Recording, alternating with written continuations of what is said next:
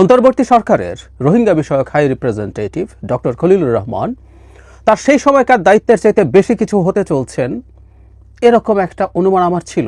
আপনাদের মনে থাকার কথা, চায়না থেকে ফিরে তিনি যখন ব্রিফিং করেছেন, তার ব্রিফিং করা বা পরবর্তীতে নানা সময়ে পররাষ্ট্র বিষয়ক ব্রিফিংয়ে তাকে দেখে আমার ধারণা হচ্ছিল তিনি পররাষ্ট্র উপদেষ্টা হতে যাচ্ছেন কিনা, কিন্তু পরে দেখা গেল আমার ওই অনুমানটা ভুল। কিন্তু তিনি গুরুত্বপূর্ণ বা আরও গুরুত্বপূর্ণ কিছু হতে যাচ্ছেন, তার যে স্পেসিফিক দায়িত্ব তার চাইতে বেশি কিছু হতে যাচ্ছেন, এটা বোঝা যাচ্ছিল। এবং সেটা আমরা জানলাম তিনি দুটো দায়িত্ব পেয়েছেন, আমরা এভাবে বলবো, একটা প্রধান, একটা হচ্ছে বাংলাদেশের ইতিহাসে প্রথমবারের মতো একজন সিকিউরিটি অ্যাডভাইজার হিসাবে তাকে নিয়োগ করা হয়েছে। আমাদের আর আগে কখনো কোনো সিকিউরিটি অ্যাডভাইজার ছিল না। শুধু সেটা না, আরেকটা খুবই গুরুত্বপূর্ণ দায়িত্ব তাকে দেয়া হয়েছে। আমি চিফ অ্যাডভাইজারের যে ফেসবুক আছে সেখান থেকে একটু পড়ি। Additionally he will assist the chief adviser in the discharge of his responsibilities relating to the ministry of defence. আমরা ট্রেডিশনালি দেখেছি আমাদের দেশের প্রাইম মিনিস্টাররা প্রতিরক্ষা মন্ত্রণালয়টা তার হাতে রাখেন। মানে ইভেন ভারতে একজন প্রতিরক্ষা মন্ত্রী থাকে, কিন্তু আমাদের প্রতিরক্ষা মন্ত্রী কখনো ছিল না, প্রধানমন্ত্রী প্রতিরক্ষা মন্ত্রণালয় রাখেন। এখানে তাকে অ্যাডিশনাল রেসপন্সিবিলিটি দেওয়া হয়েছে। এছাড়া আমরা যে হাই রিপ্রেজেন্টেটিভ উনি ছিলেন সেটা রয়েই গেল। একটা গুরুত্বপূর্ণ বা অতি গুরুত্বপূর্ণ বা এভাবে বলতে একটা মারাত্মক প্রশ্ন তৈরি হয়েছে। আমি দেখছি যে সোশ্যাল মিডিয়াতে গুরুত্বপূর্ণ মানুষজন যারা এই খোঁজখবর রাখেন, একেবারে যে কেউ ধরনের মানুষ নন, তারা একটা তথ্য সামনে আনছেন, সেটা হচ্ছে জনাব খলিলুর রহমান মার্কিন নাগরিক। আমি নিশ্চিত নই, আমি আপাতত এটা ধরে কথা বলছি এবং আমি সরকারের কাছে একটা অ্যাপিল করব এই ভিডিওর শেষে। এইরকম আলাপ আসছে যে তিনি একজন মার্কিন নাগরিক, বাংলাদেশে মন্ত্রীর পদমর্যাদায় আগেই নিযুক্ত হয়েছেন, আর এখন অতি গুরুত্বপূর্ণ অতি সেন্সিটিভ দুটো জায়গায়, একটা সিকিউরিটি অ্যাডভাইজার এবং আরেকটা হচ্ছে উনি ডিফেন্স মিনিস্ট্রি দায়িত্ব পালনে প্রধান উপদেষ্টাকে সহায়তা করবেন। আমার কাছে তো মনে হচ্ছে এটা ডিফ্যাক্টো প্রতিরক্ষা মন্ত্রীর মতোই একটা বিষয়। দুটো ব্যাপার একটু বলে রাখা ভালো তার শুরুতেই, সেটা হলো সিকিউরিটি অ্যাডভাইজারের কাজ কি হবে, এটার যথাযথ পরিকল্পনা করে হয়েছে কিনা আমি জানি না। মানে একদম আরবিট্রারিলি ইচ্ছে হলো একজন সিকিউরিটি অ্যাডভাইজার নিয়োগ করে দেওয়া হলো, মানে এটা নিয়ে প্রপার যে রুলস অ্যান্ড রেগুলেশনস লজ আদৌ আছে কিনা, করা হয়েছে কিনা আমাদের অন্তত চোখে পড়েনি। আমাদের তো জানার অধিকার আছে বাংলাদেশের একজন সিকিউরিটি অ্যাডভাইজার যখন নিযুক্ত হন কি কি রেসপন্সিবিলিটি তার আছে, এটা সরকারকে জানানো উচিত ছিল। নতুন করে আইন বা অধ্যাদেশ এখন যদি জারি নাও হয় সিকিউরিটি অ্যাডভাইজারের কাজ কি সেটা আমাদের জানানো দরকার ছিল, জানানো হয় নাই। জাস্ট আরবিট্রারিলি ইচ্ছা হলো, ভাল লাগলো, একজন সিকিউরিটি অ্যাডভাইজার দিয়ে দিলাম। প্রায় একটা কথা বলতে চাই, এটা আমাদের দেশ, এটা পোস্ট শেখ হাসিনা। এখানে একজন শেখ হাসিনা যা চাইবেন তাই হয়ে যাবে, সেটা হওয়া উচিত না। জনগণকে ইনফর্ম করা সরকারের জরুরি দায়িত্ব, যে 53 বা 54 বছর পর কেন একজন সিকিউরিটি অ্যাডভাইজারের আমাদের প্রয়োজন হলো এবং তার কী কী রেসপন্সিবিলিটি থাকবে, খুবই জরুরি। আমার ব্যক্তিগত অপিনিয়ন আমি একটু জানিয়ে রাখি, আমাদের একজন সিকিউরিটি অ্যাডভাইজার দরকার আছে বলে আমি মনে করি, কিন্তু তিনি কি কি করবেন। আমি ভারতের সিকিউরিটি অ্যাডভাইজার অজিত দোভাল আমরা খুব চিনি, জনাব খলিলুর রহমান এই যে কিছুদিন আগে মোদির সাথে আমাদের প্রধান উপদেষ্টা বিমস্টেকে যে বৈঠক হলো সেখানে দেখলাম অজিত দোভালের সাথে একটা ইনফর্মাল মিটিং করছেন।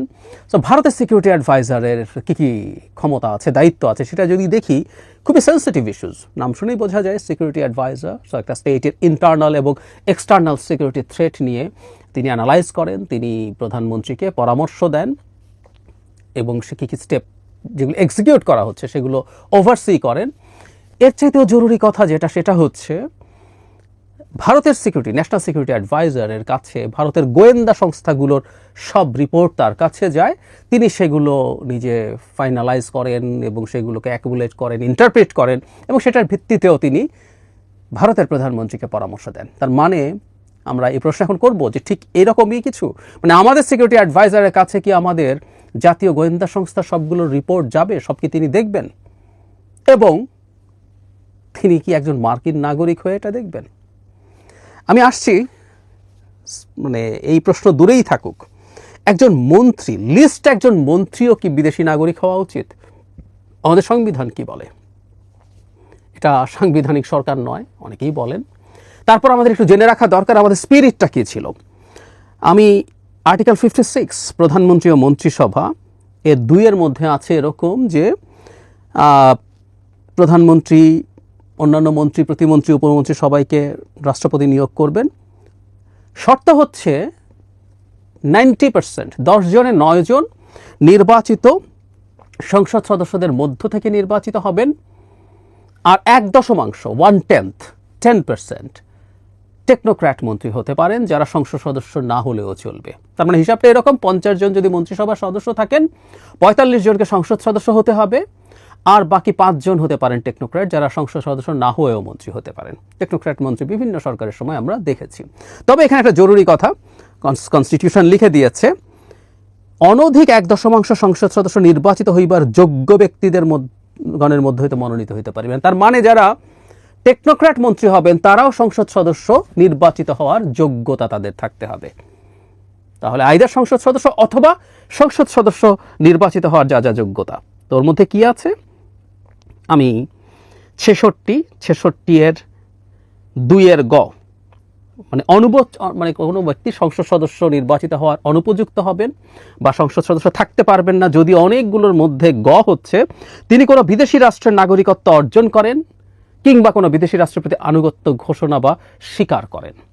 এই আর্টিকেলেরই পরের দিকে আছে, তিনি যদি সেই নাগরিকত্ব মানে বাতিল করে দেন, দিয়ে শুধু তার বাংলাদেশের নাগরিকত্ব রাখেন, অথবা তিনি তার যদি একমাত্র বিদেশি নাগরিকত্ব থাকে সেটা ছেড়ে দিয়ে যদি নতুন করে বাংলাদেশের নাগরিকত্ব একমাত্র নেন, তাহলে তিনি সংসদ সদস্য হতে পারবেন। তার মানে একটু খেয়াল করি, দ্বৈত নাগরিকত্ব যদি হয় বাংলাদেশের সংবিধান অনুযায়ী তিনি সংসদ সদস্য হতে পারেন না, আর সংসদ সদস্য হতে না পারলে তিনি সংসদ সদস্যদের মধ্য থেকে মন্ত্রী অথবা টেকনোক্র্যাট মন্ত্রী কোনোটাই হতে পারেন না। কারণ টেকনোক্র্যাট মন্ত্রীকেও খুব ক্লিয়ারলি বলা আছে সংসদ সদস্য হওয়ার যোগ্যতা অযোগ্যতা যা যা আছে এগুলো সব ফুলফিল করবে, তার ক্ষেত্রে প্রযোজ্য হবে। তার মানে আমাদের সংবিধান বলছে এক্সক্লুসিভলি আমেরিকান নাগরিকত্ব বটেই, দ্বৈত নাগরিক হওয়া মানে আমেরিকা এবং বাংলাদেশ, আমেরিকা এবং মানে কানাডা এবং বাংলাদেশ, এরকম দ্বৈত নাগরিকত্ব হওয়ার কোনো মানুষ বাংলাদেশে কোনোভাবেই মন্ত্রী হতে পারেন না।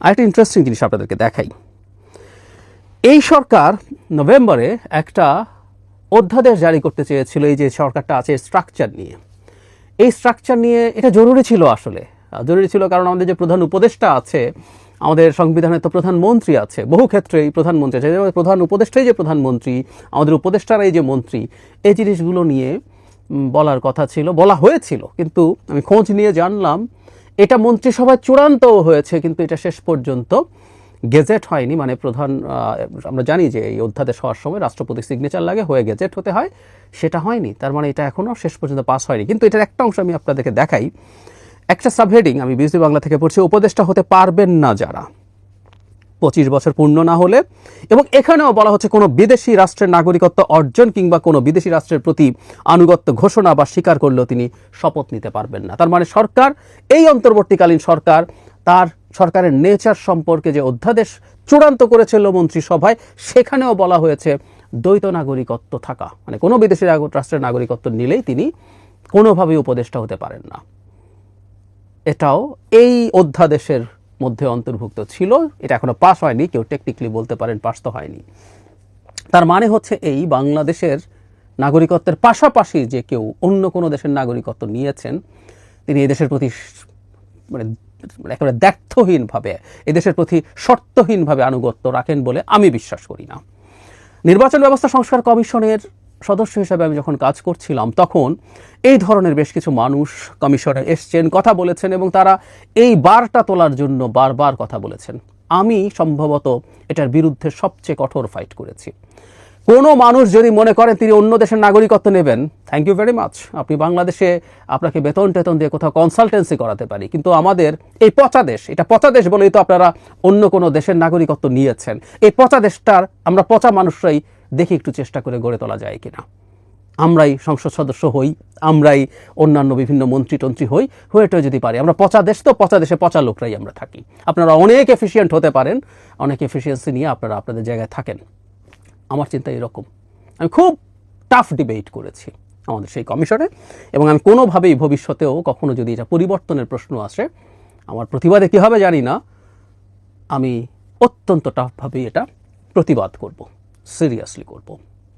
যাই হোক, যে কথাটা বলছিলাম, কোনো মন্ত্রী দ্বৈত নাগরিকত্ব নিয়ে থাকা উচিত বলে আমি মনে করি না। কোনো মন্ত্রী, যে কোনো মন্ত্রণালয় যেটা আমাদেরকে অ্যাপারেন্টলি লেস সেন্সিটিভ মনে হয়, সেটাও হওয়া যাবে না। Full stop. আমি জানি না আর কেউ আছে কি নাই। আমাদের কি মনে নাই কিছুদিন আগেই সংবিধান সংস্কার কমিশনের সভাপতি, চেয়ারপারসন, যিনি এখন ঐক্যমত্য কমিশনের ভাইস প্রেসিডেন্ট, জনাব আলী রিয়াজের আমেরিকান নাগরিকত্ব নিয়ে খুবই পাওয়ারফুল, অতি ইনফ্লুয়েন্সিয়াল মানে সোশ্যাল মিডিয়া অ্যাক্টিভিস্ট বলেছিলেন যে বিদেশি নাগরিকত্ব নিয়ে, আমেরিকান নাগরিকত্ব নিয়ে তিনি কিভাবে সংবিধান প্রণয়ন করেন। খুবই সমালোচনা হয়েছিল। আমাকেও এই প্রশ্ন বিভিন্ন টকশোতে জিজ্ঞেস করা হয়েছিল। প্রথম কথাটা হচ্ছে, এটা সংবিধানের সাথে সাংঘর্ষিক না।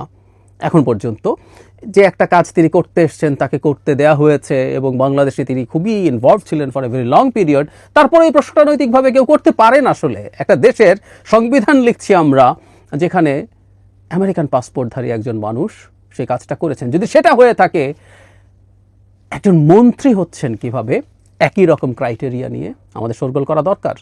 একটু বলে রাখি আবারও, আমরা এখনও নিশ্চিত নই।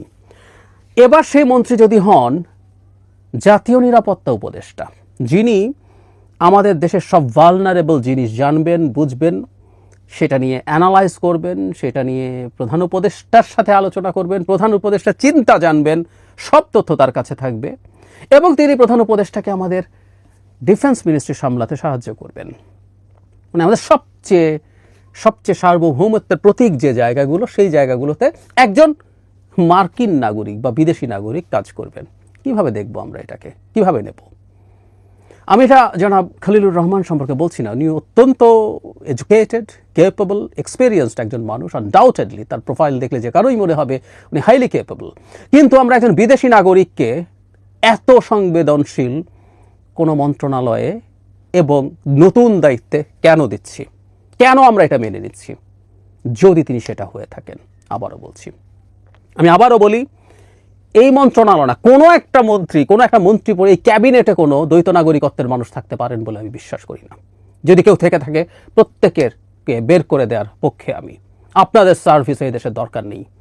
যদি হয়, সংবিধান বলেছে ওই নাগরিকত্ব ছেড়ে আসুন, একমাত্র বাংলাদেশের নাগরিক হয়ে যদি দেশকে সেবার আগ্রহ থাকে, ইচ্ছা থাকে, সেটা করুন। এর বাইরে অন্যথা কোনো কিছু আমি অন্তত কোনোভাবে মেনে নেব না।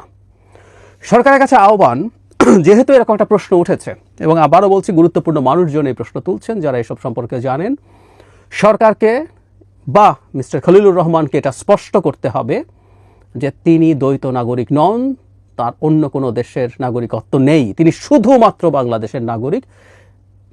বলতে পারেন, তর্ক করতে পারেন, উনি হতে পারেন যে হ্যাঁ আমি তো মন্ত্রী না, সংবিধানে মন্ত্রী আছে, আমি তো উপদেষ্টা, কিসের সাথে আমার সাংঘর্ষিক? হ্যাঁ আমি দ্বৈত নাগরিকত্ব নিয়ে আছি এবং আমি বেআইনি বা অসাংবিধানিক কিছু করছি না। অন্তত এরভাবে বলতে হবে আছে কি নেই, আইদার না বলতে হবে অথবা আছে কিন্তু আমি কোনো রকম কোনো অসাংবিধানিক বা বেআইনি কিছু করছি না, এটা বলতে হবে।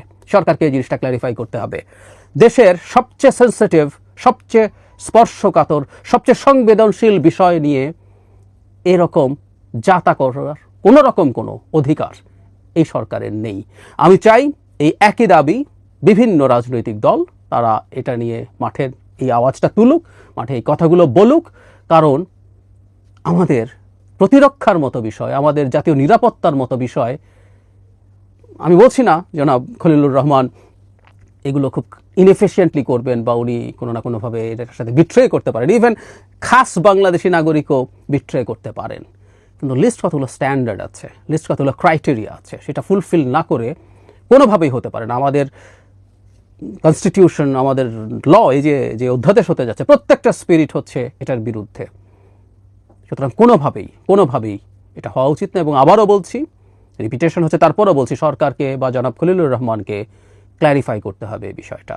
আর যদি সেটা না হয়ে থাকে, উনি যদি অদ্বৈত নাগরিক না হয়ে থাকেন, তাহলে এই আলাপটার কোনো প্রয়োজন ছিল না। কিন্তু আমি এটা এতটাই সিরিয়াস এবং সেন্সিটিভ, আমি সাধারণত খুবই মেইন স্ট্রিমে না আসা কোনো নিউজ নিয়ে কথা বলি না, সাধারণত না, বলেই না আসলে। কিন্তু এটা এতটাই গুরুত্বপূর্ণ মনে হয়েছে, আমি এটা নিয়ে কথা বলতে বাধ্য হয়েছি।